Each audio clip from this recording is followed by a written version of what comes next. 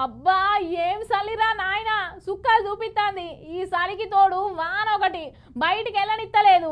ఇక వానకాలం కొట్టినట్టే కొడుతుంది కదా వాన. ఇంకా మన తాన నయముల్లా వేరే దేశాలలో అయితే మరీ ఘోరం. ఊరేదో తెలుస్తలేదు, చెరువేదో అర్థం కాకుంటున్నది.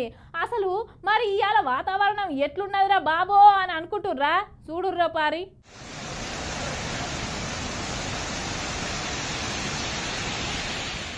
అబ్బా సంకల్లే పట్టని సెలవు దిక్కైతే ఈ వాన ఒకటి వానకాలం పడ్డట్టే పడుతుంది కదా.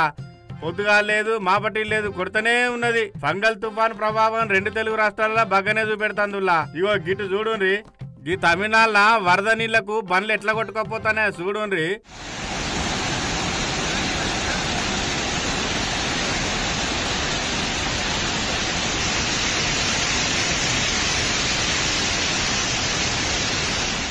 చెర్ల అలుగుపడ్డట్టే ఇగో రోడ్ల మీదనే వరదకు అలుగుబారుతుంది పో.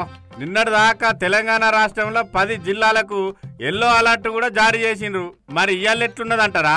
దాదాపుగా మనకి అక్కడక్కడ ఈ అడపదడప జల్లులతో పాటుగా ముఖ్యంగా దక్షిణ తెలంగాణ జిల్లాలోని కొద్దిగా జల్లులు కురిసిన వాతావరణము, ఉత్తర తెలంగాణ జిల్లాల్లోని అక్కడక్కడ మనకి జల్లులతో పాటుగా ఒక మోస్తరు వర్షపాతం ఈ 4 రోజులు కూడా నమోదే అవకాశం కనిపిస్తుంది.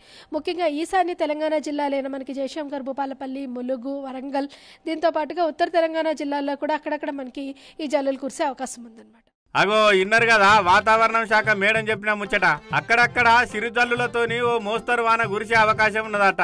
ఇక ఈ 2 రోజులు గిట్లనే ఉంటది వాతావరణం అని చెప్తాంది మేడం. బయట పనులకు పోయేటోళ్ళు, బాయి కాడికి పోయేటోళ్ళు, బయట ఆఫీసులకు పోయేటోళ్ళు ఇక ఈ తుప్పురు వానలు తడుచుకుంటా పోక తప్పదట్లేదు. సంటి పొలగాన్లను, ముసలోళ్లను ఈ ముసురు ప్రభావం పడకుండా జర వెచ్చగుండే జాగాలు ఉండేటట్టు చూసుకోండి. చీటికి మాటికి పనులున్నా లేకపోయినా బయట తిరిగి వానలు తడితే అడ్డమైన రోగాలు వస్తాయిలా. అత్యవసరమై బయటికి వెళితే జర తగిన జాగ్రత్తలు తీసుకోండి.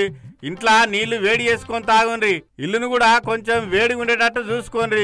ఇక చలితో పాటు వర్షం కూడా వడబట్టే డబుల్ ధమాకా లెక్క. జర పైలం సుమా మరి.